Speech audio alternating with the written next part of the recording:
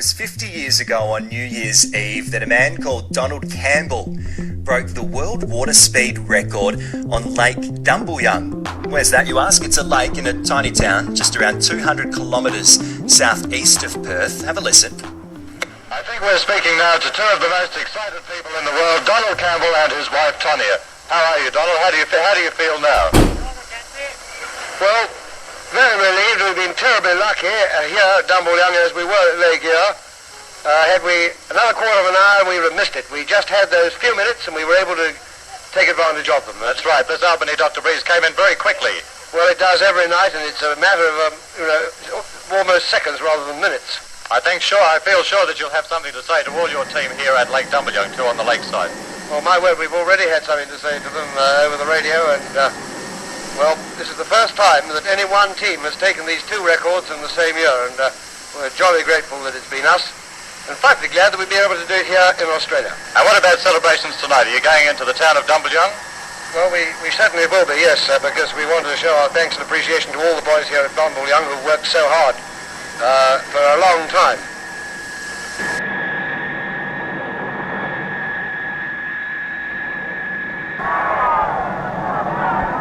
I think at this particular stage, on behalf of everyone here in Australia, I'd like to congratulate you, Donald Campbell, and also congratulations to you. We wish you all the very, very best. Thank you very much. Donald Campbell has made it. The first man in history to break both the world land and water speed records in the same calendar year with just 8 hours to spare. For the record book, Leo Villa tells him Bluebird clocked 269 miles an hour on that final run, giving an average of 276 miles an hour, a world record. For cropping-wise, 64 was a pretty bad year, and cropping-wise, a lot of the farmers had some spare time, so they were very lucky that we were able to spend a lot of time helping them. The thing that amazed me, every time they came back in, there'd be 3 or 4 blokes down there with screwdrivers tightening all the bolts. And one other thing I remember, we were always warned, don't wish Donald good luck, because if you do, you'll just turn around and go back. So we're all warned about that. My dad, the sheer enormity of the task.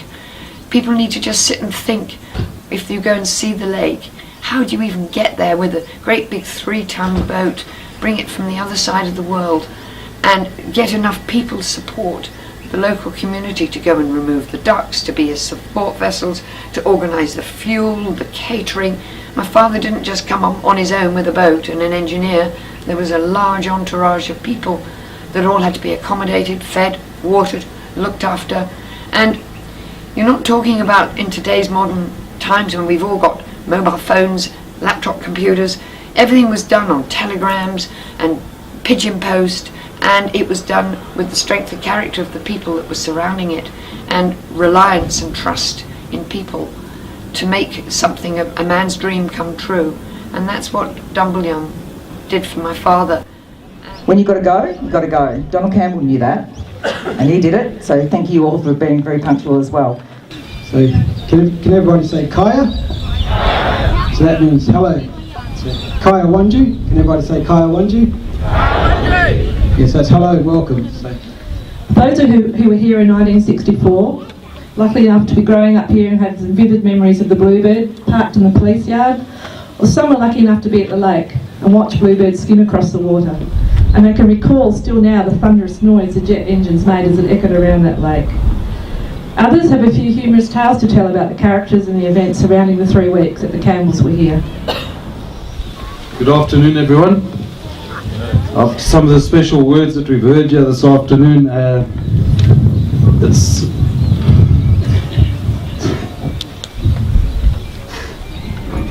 it is sentimental. We trust that this replica will serve your tourism very well in the future. Yeah. Mr. Campbell hired a plane and flew to Lake Dumbleyung, where he was met by Cole Ward, members of the Dumbleyung Roads Board, farmers and community members to discuss the logistics of moving his camp all the way over here. If it was going to have to happen, it would have to happen in a short time. So I'd like the 3 unveilers to come forward and unveil. Thank you.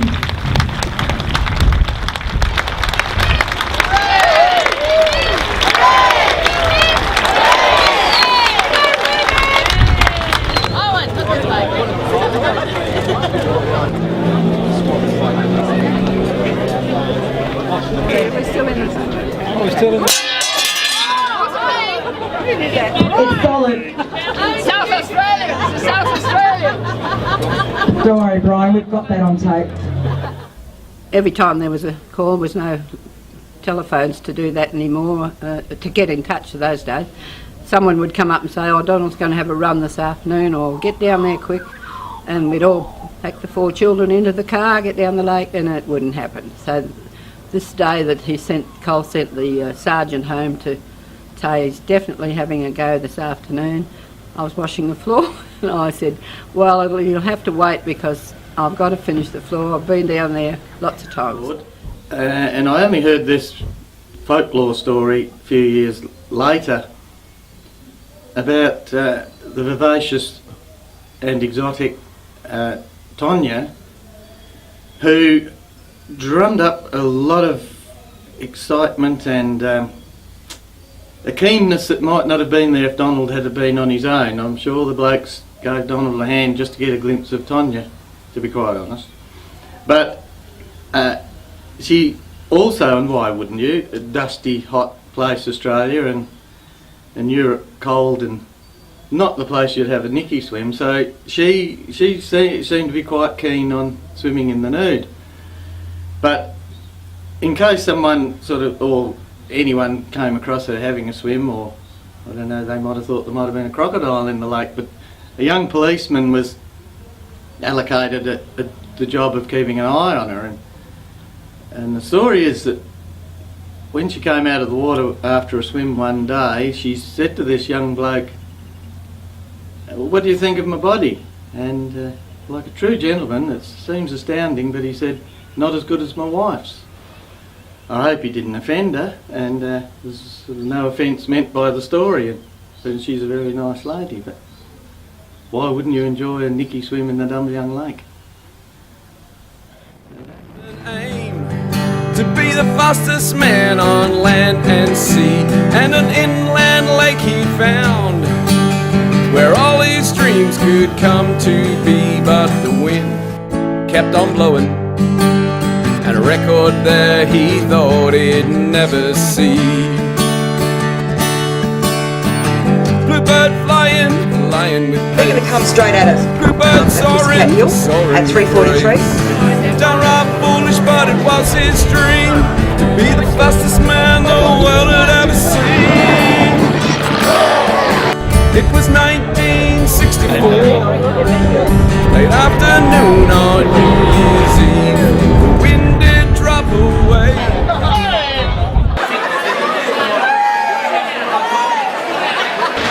Good evening, everybody, and welcome to Dumbayung. 50 years have passed on now since Donald made his run and put our lake right on the map in the town of Dumbayung.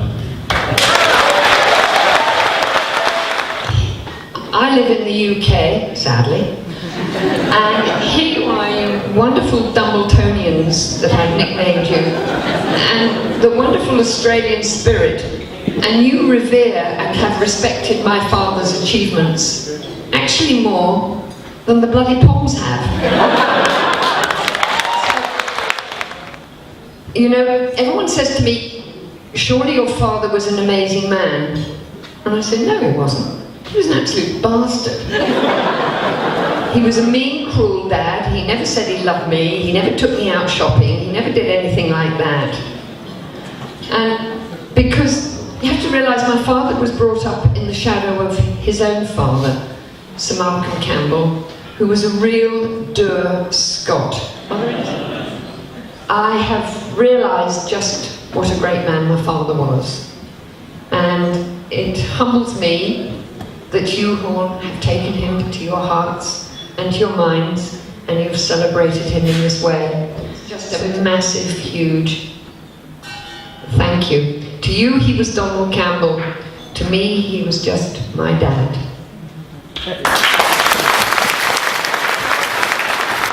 We clobbered a couple of ducks, and for scientific purposes only.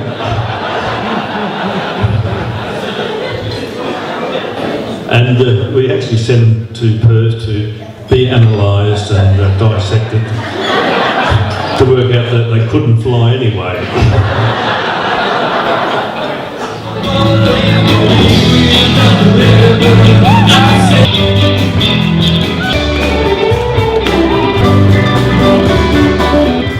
Well, I have a story on behalf of my husband Terry, who actually owns the land that the monument on Pussycat Hill is situated.